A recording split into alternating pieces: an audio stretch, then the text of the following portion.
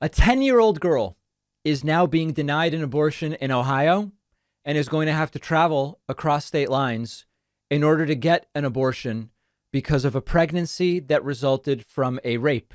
Now, a few people emailed me last week saying, David, you played this clip of the Speaker of the House of Mississippi saying I would be against an abortion even for a 12-year-old made pregnant by her own father. And some of you wrote to me and said that was such a meaningless clip, David, because it's a hypothetical. That's just that guy's opinion. There is no such situation. And his opinion isn't the law in Mississippi anyway, so it doesn't matter. Well, these are relevant hypotheticals because they do happen. And here is a non-hypothetical. This is a real story. The Hill reports 10-year-old girl denied abortion in Ohio. A 10-year-old girl was denied an abortion in Ohio after the Supreme Court ruled last week that it was overturning Roe v. Wade, demonstrating the tangible impacts that the high court's decision is having on patients seeking access to the medical procedure. This is a horrible, horrible story. A child abuse doctor in Ohio contacted Dr. Caitlin Bernard, an obstetrician gynecologist in Indiana, after receiving a 10-year-old patient 6 weeks and 3 days pregnant. The patient is now heading west to Indiana, given that an abortion ban in Ohio, which prohibits the medical procedure when fetal cardiac activity begins around 6 weeks, had become effective quickly after the high court issued its decision. Several groups filed a lawsuit seeking to block the state law from taking effect. On Wednesday, an emergency stay of the abortion ban was rejected by the Ohio Supreme Court Friday, meaning the ban can be upheld as the case is reviewed.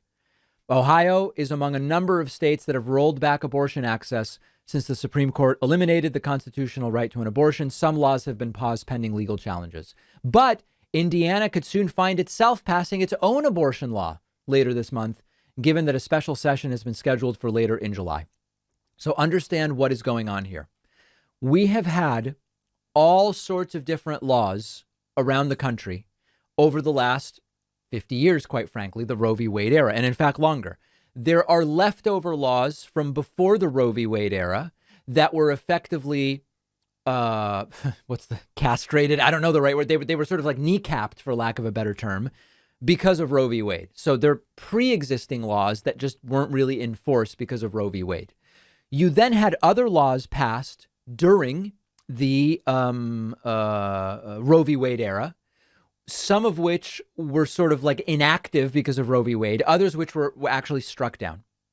And then you had some states that have what are called trigger laws, where they say, if Roe v. Wade is suspended or overturned, then this law goes into effect. And some of them happened immediately. And in some places, they are being temporarily stopped during the review of the law. And in some places, they are in place. So here is a non-hypothetical. And the reaction from some is, well, we should be more concerned with how the 10-year-old got pregnant in the first place, not about giving people abortion on demand. Well, but hold on a second. She is pregnant right now. And in fact, any delay for her reduces the number of places where she can legally get an abortion, right? If you can get, the idea is, well, it's too late in Ohio, but you can go to Indiana.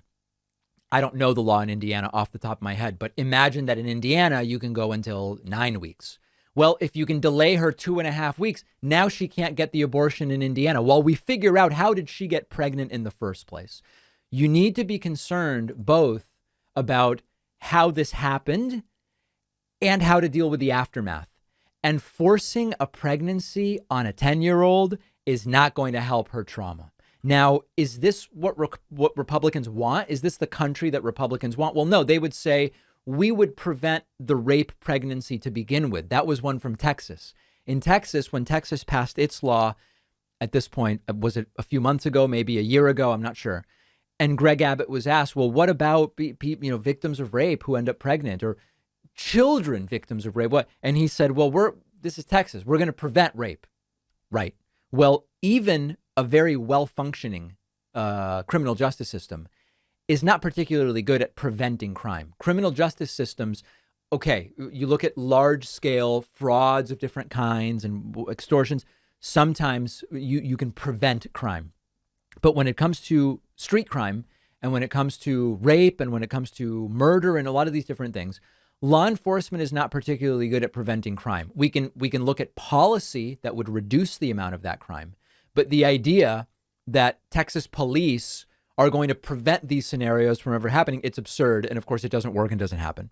So I would say to them, well, how are you going to do that? Here we have a situation. This is exactly what we've been talking about. Last week, it was a hypothetical about a 12-year-old placed to the Mississippi Speaker of the House. Oh, but David, that's a hypothetical. Well, here we've got a real one. And now this 10-year-old has to leave Ohio. Is it better for, listen, ultimately, she's going to get the abortion. It may already have happened.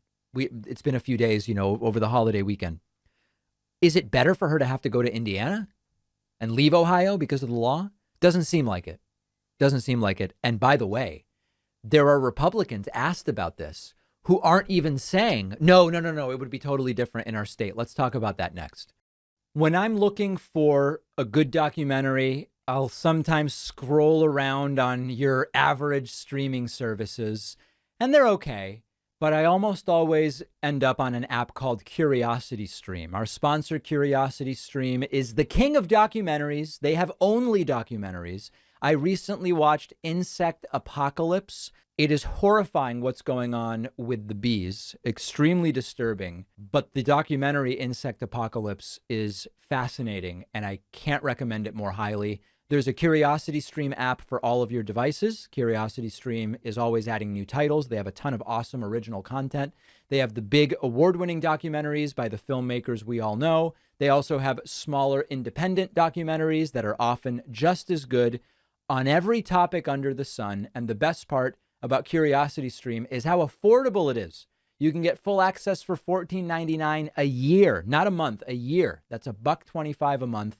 When you go to curiositystream.com/Pacman and use the code Pacman, the link is in the description.